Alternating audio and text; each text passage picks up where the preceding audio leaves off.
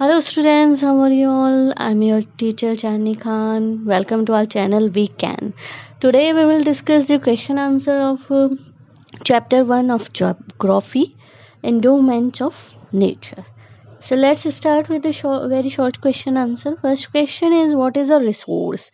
So an object in the environment which is useful to man and has value is termed a resource. Means environment में हमारे आसपास जो भी surroundings में useful चीज़ें हैं मेंस के लिए या लिविंग बीइंग के लिए, वो सारी चीज़ें क्या कहलाती हैं? Resources. Okay. Question number second is, what are man-made resources?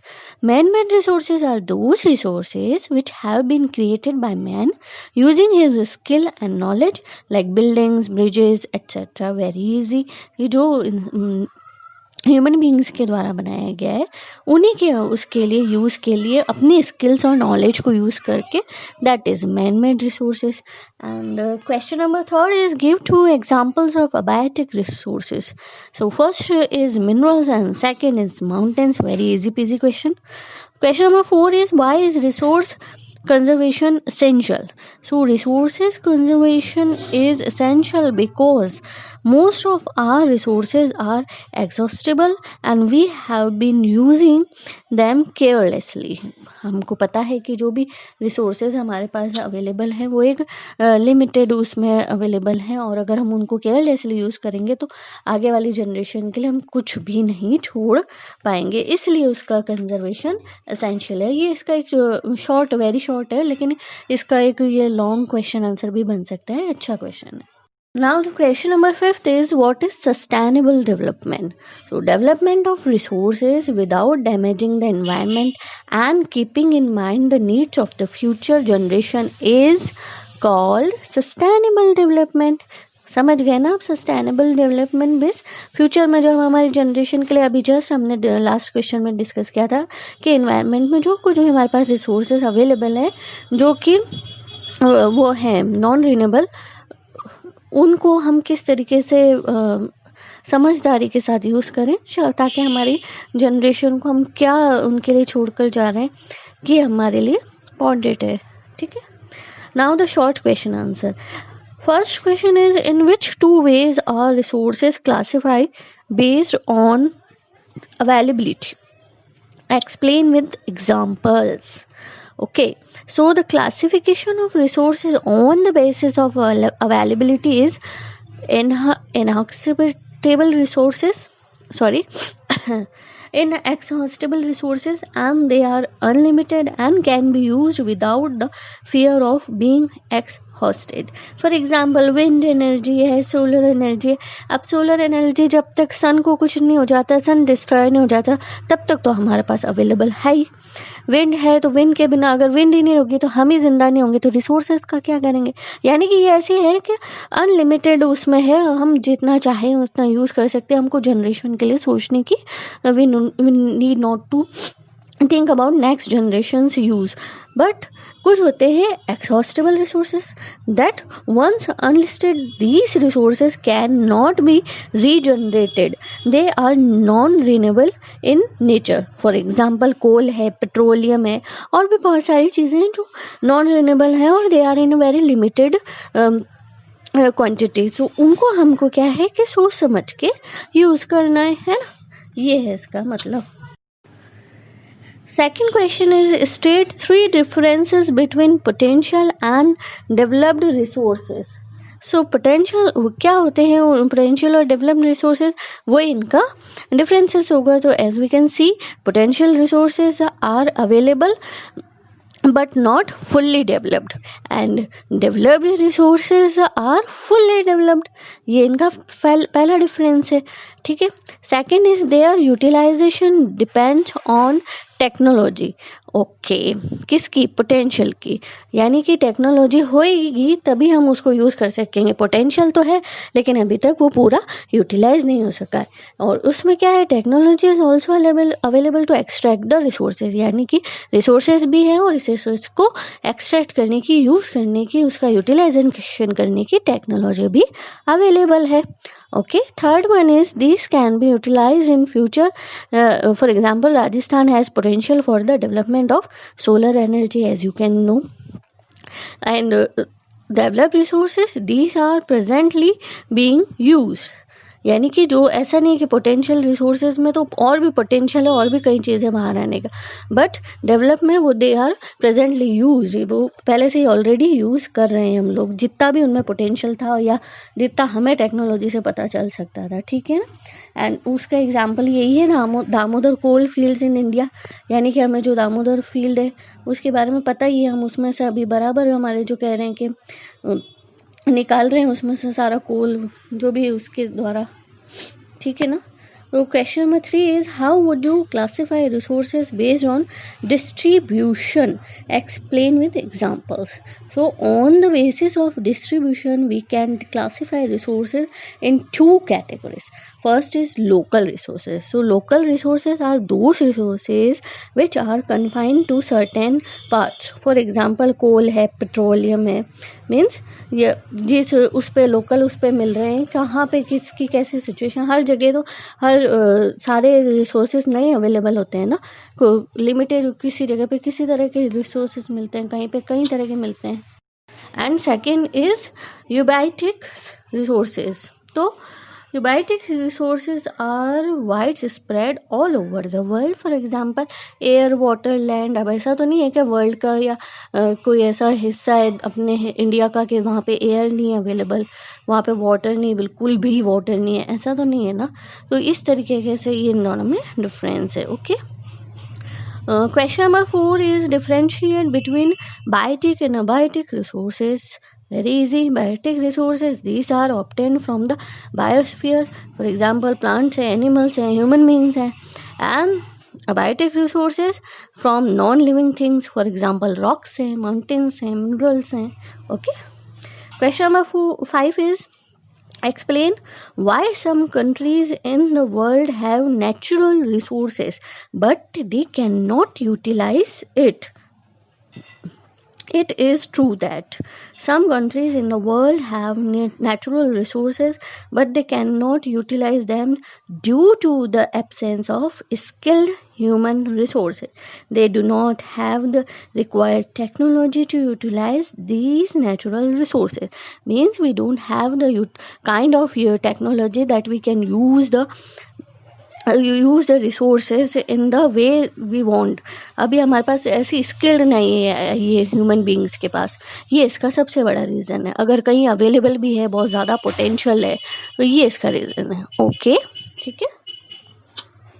Now the long question answer. So first question is explain the different ways of conservation of forests and wildlife. So we can conserve our forest and wildlife in the following ways. First of all, forest. So by planting more trees, by controlling deforestation, by using alternative fuels. Means इन सब का जहाँ जहाँ हम ज़्यादा use कर रहे हैं उसके यूज़ को कम कर देना है और ज़्यादा से ज़्यादा ट्रीज़ के प्लांटेशन की तरफ ध्यान देना. इससे हमारे फॉरेस्ट का जो है आप कह सकते हैं रेशियो बैलेंस होगा. Just like wild life, by stopping the killing of animals for their fur, skin and bones, of course, and by protecting and providing a natural habitat conducive to the animals. यानी कि जो naturally वहाँ पर जो रहते हैं आपस में भी वाइल्ड लाइफ, आप जानते हैं कि एक एक जो है दूसरे का खाना बनता है, तो किस तरीके से उनको है प्रोटेक्शन कर सकते हैं. और जो ह्यूमन बींग्स के थ्रू उनकी किलिंग हो रही है जो कुछ भी, तो उसको कैसे रोक कर हम अपने लिए ये फॉरेस्ट और वाइल्ड लाइफ को आप कह सकते हैं कि सेव कर सकते हैं, कंजर्व कर सकते हैं. Okay. Okay, question number 2 is explain the need for conservation of resources and mention a few steps to conserve resources. So the conservation of resources is essential for the following reasons. First of all, our resources are limited, as we all know कि ये limited उसमें है.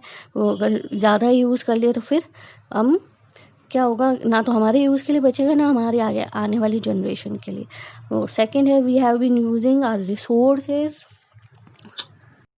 Carelessly. So carelessly use कर रहे हैं अपने resources को, है ना. And the demand of our resources has increase because of the growth in population as day by day population is increased, so demand is also increased by day by day.